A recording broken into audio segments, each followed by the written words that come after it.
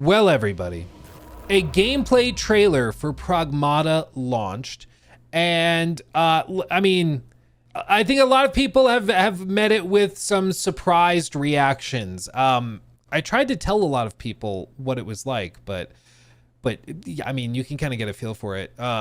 This isn't what people were expecting when they saw the first trailer. Like even the people who made it, the game are like, WTF is going on? Like, let me just show you. Okay, you make up your own mind. Make up your own mind. Let's see. Okay. The shelter. Looks like we got some backup power here.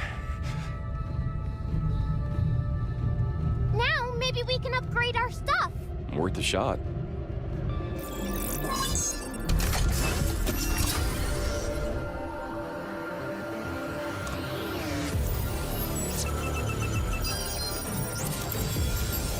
We gotta get going. Ready when you are. Starting hack. One of the other top comments is people asking if there's going to be a toggle to turn off her voice. This freaking thing is tough as hell. We can use this to hit harder and beat things faster. Yeah. We did it!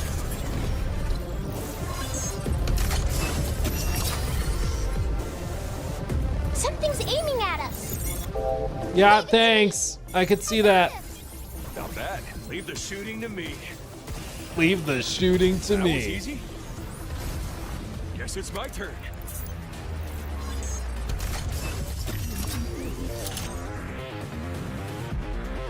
Missile spotted. Right back at ya. Good job, kid. Now it's my turn. Now it's my turn. I'm the superhero. Wait, just wait. Here we go. Okay. Move, Hugh. Get some. Oh my god. Hacking. You're going down.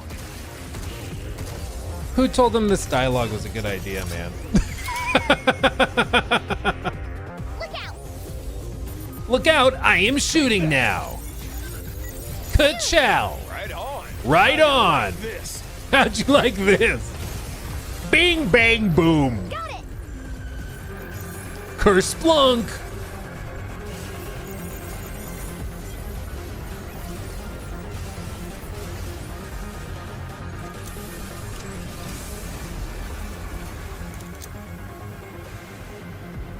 Okay.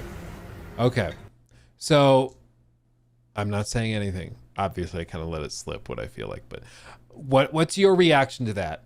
Luke, stop. You're making it better. Don't you dare. Stop. PS3 era vibes. Yeah, kind of. Yeah, I could totally see that. Wrong kind of Kojima inspiration. I like it. Okay, good. Pass G-rated Duke Nukem.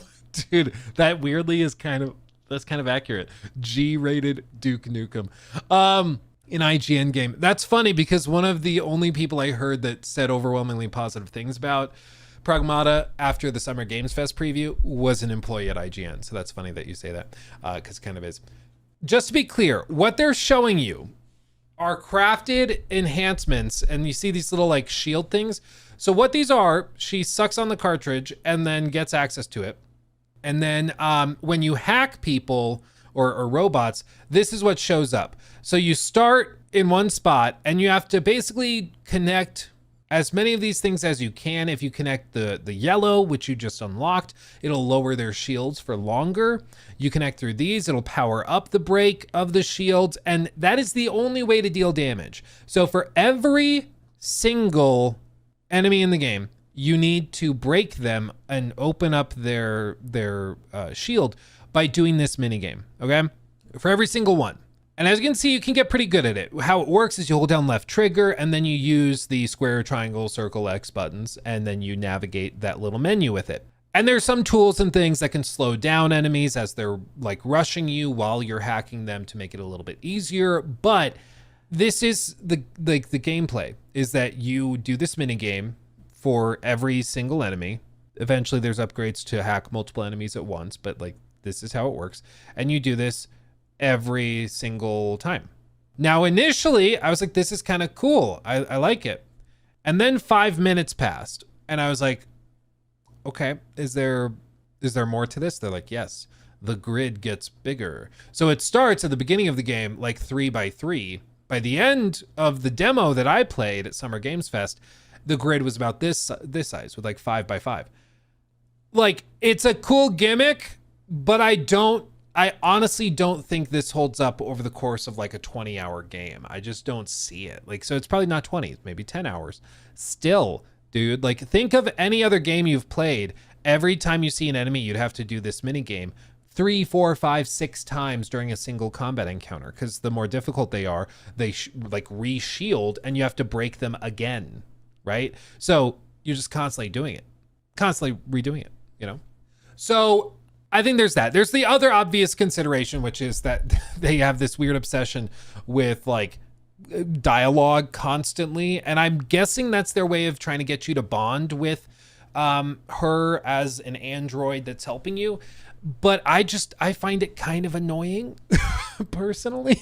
Like, as I said, a lot of people are asking, like, one of the top questions about this gameplay after it was dropped was, can I turn it off? Which is not what you want, you know? So I'm guessing this is probably one of those games, like you guys are saying in chat, it's probably one of those like C games. Like, it's a C-, C+, something like that. It's pretty good, or even good. You know, there's some fun ideas there, but it's nothing that's going to like blow your mind or reinvent the wheel. My primary concern after playing it myself and then seeing more and more about it as time has gone on is that I just think it's going to get super, super repetitive. Like, I haven't really seen a lot of variety when it comes to enemies. There are some things like the decoy that he just threw down. That's kind of a fun idea.